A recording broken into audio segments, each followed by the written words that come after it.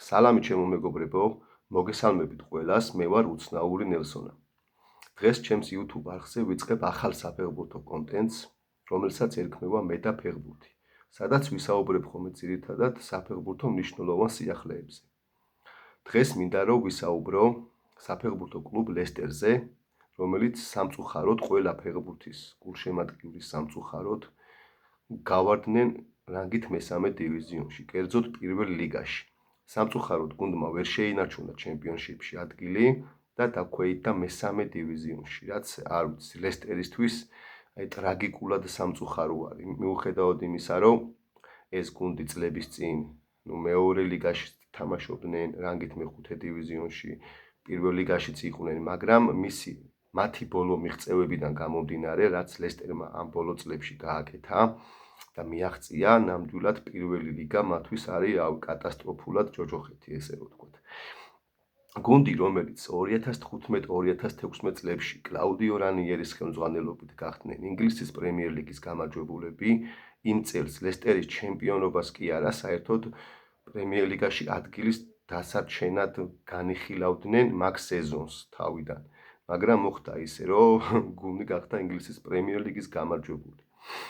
შემდგომ რომ მივყვეთ ქრონოლოგიურად მათი ჩემპიონობის შემდგომ წლებში, 2016 წელს გუნდი გავიდა ჩემპიონთა ლიგაზე, სადაც დაიკავა ჯგუფურ ეტაპზე პირველი ადგილი. მაშინ ძველი ფორმატი ტარდებოდა ჩემპიონთა ლიგა და იმ ფორმატში დაიკავეს პირველი ადგილი. გავიდნენ მერვედ ფინალში. მერვედ ფინალში მათ გამოაგდეს სევილია 2 მატჩის ჯამში და კვალიფიცირდნენ ჩემპიონთა ლიგის მეოთხედ ფინალში. და მეოთხედ ფინალში მადრიდის ატლეტიკოსთან 2 მატჩიან დუელში წააგეს. შემდგომ გუნდი 2021 წელს გახდა ინგლისის თასის, კერძოდ FA Cup-ის გამარჯვებული, სადაც მათ ფინალში დაამარცხეს ლონდონის ჩელსი ანგარიშით 1-0. და მაგ წელს პირველად მოიგო FA Cup-ი ლესტერმა მისი არსებობის ისტორიაში. შემდგომ 2022 წელს, სულ რაღაც 4 წლის წინ გუნდმა ითამაშა კონფერენს ლიგის ნახევარფინალი.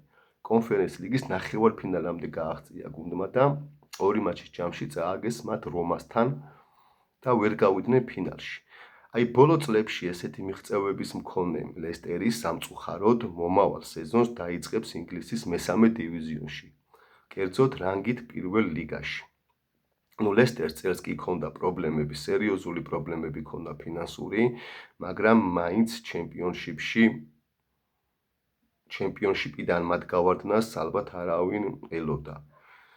ლესტერის გარდა ასევე კონკრეტულად წლევანდელ წელს ძალიან ბევრ ცნობილ და სახელოვან კლუბს აქვს პრობლემები. მაგალითად ავიღოთ ინგლისში ლონდონის ტოტენჰემი და ვესტჰემი. გერმანიის ბუნდესლიგაში ავიღოთ ვოლფსბურგი, სადაც პლეი-ოფის ზონაში არის გუნდი, ანუ დასარჩენი პლეი-ოფის ზონაში და მანდაც კიდე გარანტირებული არ აქვს ეგ ადგილი. ასევე ესპანეთის მეორე დივიზიონში კადისი და სარაგოსა რო ავიღოთ, ერთი არის გასავარ ზონაში და მეორე გასავარ ზონასთან სულ რაღაც ერთორქულაში. ასევე კიდე ავიღოთ სევილია, რომელიც იბრძვის ადგილის შენარჩუნებისთვის და გასავარ ზონაში არიან სულ რამოდენიმე ტურით ადრე ესპანეთის ლა ლიგის დამთავრებამდე. ძალიან ბევრ და კარგ კლუბს აქვს, ესე რომ ვთქვა, ძალიან დიდი ფინანსური პრობლემები და მომავალ წელს შეიძლება მოხდეს ისე, რომ ძალიან ბევრი სახელოვანი კლუბი აღმოჩნდეს მეორე, მესამე დივიზიონებში, რაც ფეხბურთისთვის კარგი არ არის ნამდვილად.